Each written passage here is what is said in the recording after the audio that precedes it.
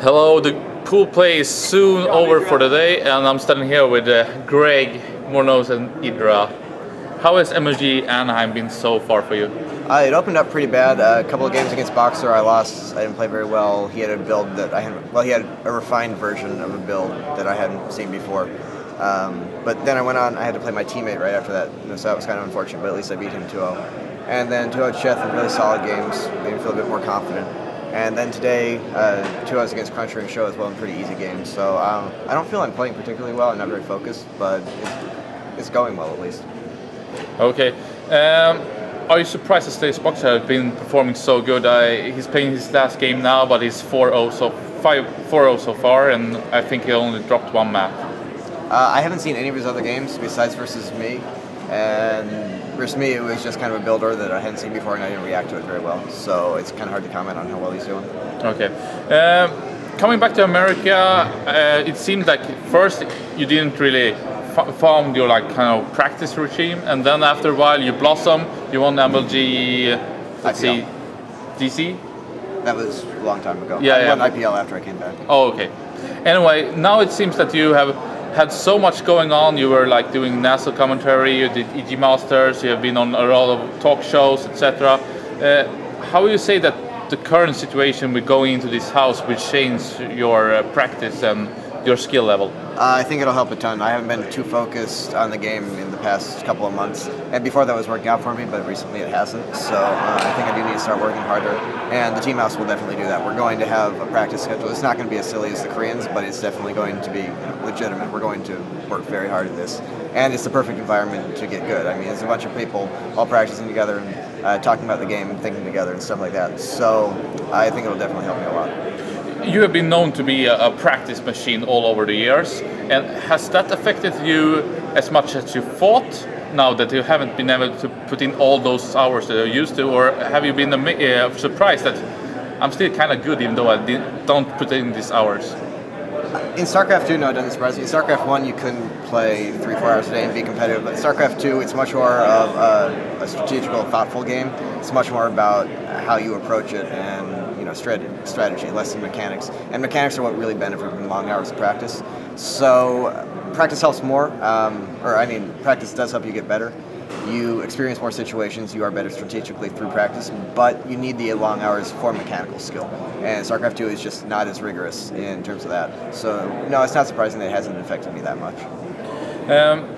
You have been in the States for a long while now, but are you getting have you adapted to be such a celebrity at these events? Because by far you are the most known and recognized people, and I saw you standing in the middle of the venue and people are just crowding, they want autographs and talking to you, shake your hands.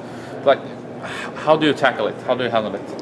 I just kind of accept that it's going to be like that, especially at these events. Obviously out in public it's not like that, but yeah, at MLG's, the crazy thing is it keeps getting bigger, like a lot bigger. This event, every time I stand still, I end up having to tell people no more autographs, I gotta go now. And I had one time where I was surrounded by a ring of people 4 deep on all sides, and I had to have security pull me out.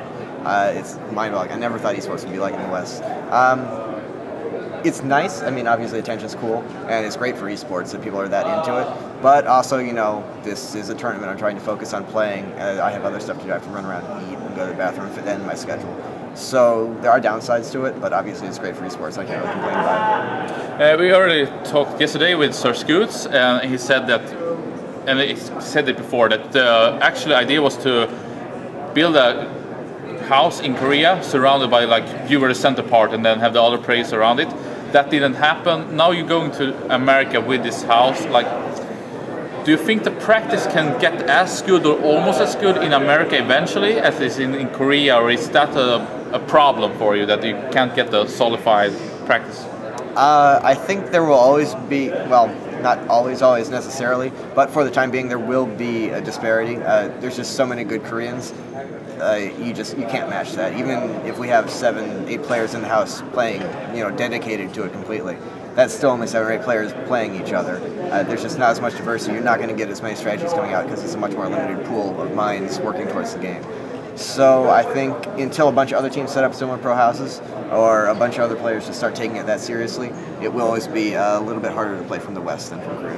Yeah, you're very straightforward. You always say what's on your mind, and sometimes it really can get big and like everybody, the mob on the internet is like either for you or against you. But at some particular point during StarCraft 2 area, is it something that you regret that you have said or done?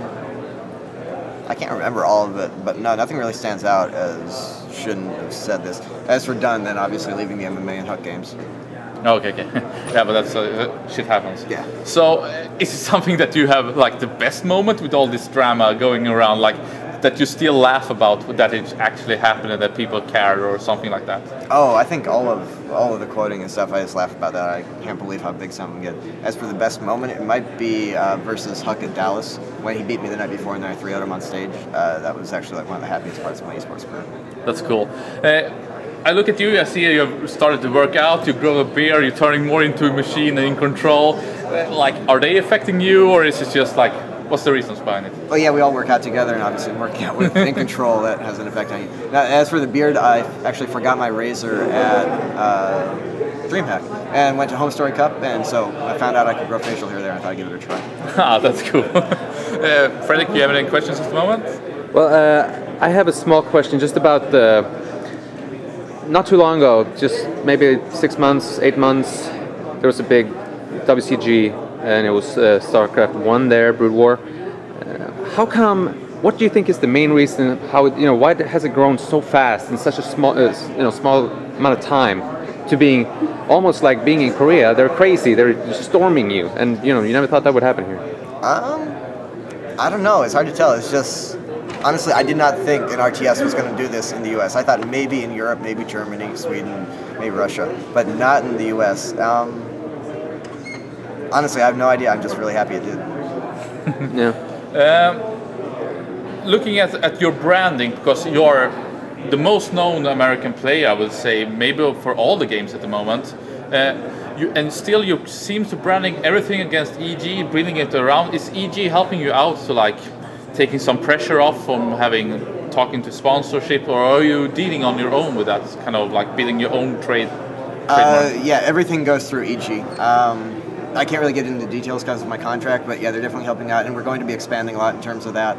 A bunch of big things on the horizon for us. I don't want to hype it up too much because honestly I don't know it's public yet, and it's bad to build expectations. But yeah, you'll see a lot of growing of all of our brands, but mine in particular. Do you think that the North American scene is lacking their own league? You can see that maybe NASA were going into it. It didn't happen, got globally. And also IPL has, after its first season, which you won the first season, now going international too. Do you think that's a problem? Should it be like an American league only to help upcoming players earn some money and put into like getting all the attention? Well, it's difficult to do because everyone has access to everything. Everyone can watch all the tournaments from everywhere. And honestly, North American players lag behind everyone else in general. We have a few players who can compete on an international level, but that depth of skill just isn't there. And an only North American tournament is not going to be of the highest caliber, and people are less likely to watch that than other tournaments. So it's really hard for a North American only tournament to compete for viewership. It would be great for lower level players, but honestly we have all the craft cups and all the small things like that, and low level players don't deserve to play on a stage like MLG. They haven't gotten to that point yet. So no, I don't think it's particularly a problem. Okay. We're having the first expansion on the horizon. Maybe it will even turn going in release this year. Is this something that you think, okay, it might balance the game more, or are you worried that it will change too much and we're getting into esports always changing is kind of bad? It's better to have the same game all the time. What's your thoughts about it? Yeah, I think it's bad. I think they're more likely to mess it up than fix it, and then we'll just have another X months of trying to fix the game. I think it would be better for us to just pick one game and go with it. You don't see Soccer 2.0. But I think that's an unattainable goal. In the end, the computer game industry is trying to make money, and the way to do that is release more games. People aren't buying any more Brood War. They bought a lot more StarCraft 2. So it would be better for esports, but it's not going to happen, so it's not really worth worrying about. Okay, do you have any final words, any shout outs you want to say? Yeah, I'd like to thank all my fans and supporters, also my team, Evil Geniuses, all my teammates, and our sponsors, Intel SteelSeries, Monster, Kingston HyperX, Bigfoot Networks, Intel Extreme, 6-Pool Gaming. Big thanks to all of them that make all this possible. Good luck tomorrow. Thank you.